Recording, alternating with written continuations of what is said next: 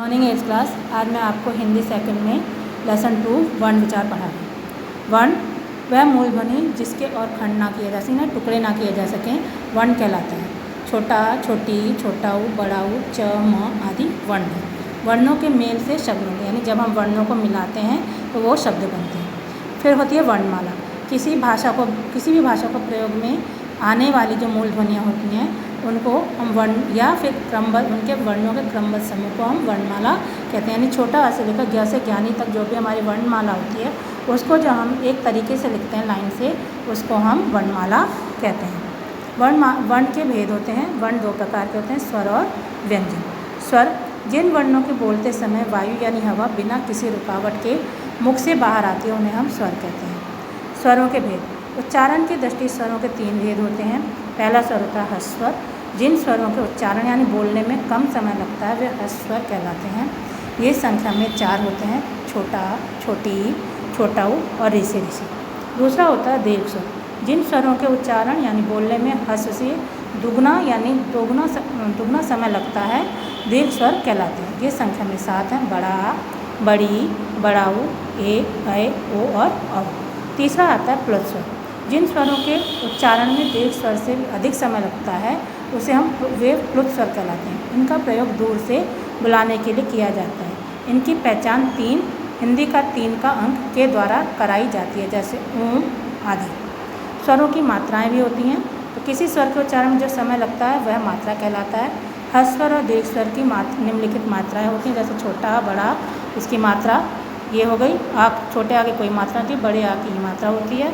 और छोटे आ के शब्द होंगे कमल, फसल, मदन, तरल। और बड़े आ के नारायण, पान, काजल, मानव। इसी तरह छोटी की मात्रा होती है, बड़ी की मात्रा होती है, छोटे ऊ की मात्रा होती है, बड़े ऊ की मात्रा होती है, ऋषि ऋषि की मात्रा होती है, ऐसे ए की मात्रा होती है, ऐसे ऐनक की मात्रा होती है, उसे ओखली की मात्रा होती है, और से औरत की मात्रा होती है, अंग की मात्रा होती है और आह की मात्रा होती है। और इनसे बनने वाले ये सब शब्द होते हैं। छोटी की मात्रा के नितहित पीसना, पीना, बड़ी की चुप, झुकना, सूत, सूखना, कृपया, पृथ्वी, प्यारे, करेला, पैसा, कैसा, चोर, ओर, चौकी, घोंसला, चंदन, चंचल, अतः, दुख। ये सब मात्राओं के शब्द हैं। फिर ध्यान देने की बात होती है, अ स्वर की मात्रा नहीं होती। इससे रहित व्यंजन इस रूप में लिखे जाते हैं, जैसे स, फ, ज, फ, प, न आदि। अस्वर सहित व्यंजन इस प्रकार लिखे जाते हैं, जैसे स, फ, ज, फ, प आदि। व्यंजन की परिभाषा। जिन वर्णों के उच्चारण के लिए स्वरों की सहायता लेनी पड़ती है वे व्यंजन कहलाते हैं। इनकी संख्या 33 है। यानी जो हम व्यंजन होते हैं वो स्वर की सहायता से बोले जाते हैं तो वो कहलाते हैं व्यंजन, और इनकी संख्या 33 होती है। क से लेकर ज्ञ से ज्ञानी तक जो सारे आते हैं ये मिलाकर सब होते हैं हमारे। ये सारा जो यहाँ पे आपको एक टेबल दिख रही है, ये सब मिलाकर 33 व्यंजन होते हैं। फिर व्यंजनों के भी भेद होते हैं। व्यंजनों के निम्नलिखित 3 भेद होते हैं। पहला स्पर्श व्यंजन। जिन वर्णों के उच्चारणों में जीभ मुख के विभिन्न भागों को स्पर्श करते हुए स्पर्श व्यंजन कहलाते हैं। इनकी संख्या क से म तक 25 होती है। अंतस्थ व्यंजन। जिन व्यंजनों के उच्चारण में श्वास यानी सांस का अवरोध बहुत कम होता है वे अंतस्थ व्यंजन कहलाते हैं। ये संख्या में 4 होते हैं, य, र, ल, व आदि। फिर ऊष्म व्यंजन। जिन व्यंजनों के उच्चारण में हवा मुख के विशेष भागों को स्पर्श करने के कारण गर्म हो जाती है ऊष्म व्यंजन कहलाते हैं। ये संख्या में 4 होते हैं, श, स, ह। और इसके बाद आता है संयुक्त व्यंजन। 2 या उससे अधिक व्यंजनों के संयोग से बनने वाले व्यंजन संयुक्त व्यंजन कहलाते हैं, जैसे श, क प्लस श, कक्षा, त्र, त प्लस र, त्रास, श्र, श प्लस र, श्रम। अनुस्वार।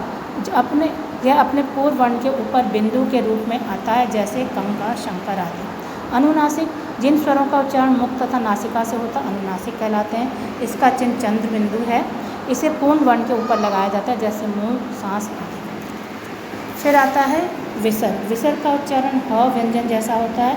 इस स्वर के अंत में 2 बिंदुओं के रूप में लगाया जाता है, जैसे प्रातः, अतः, दुख आदि।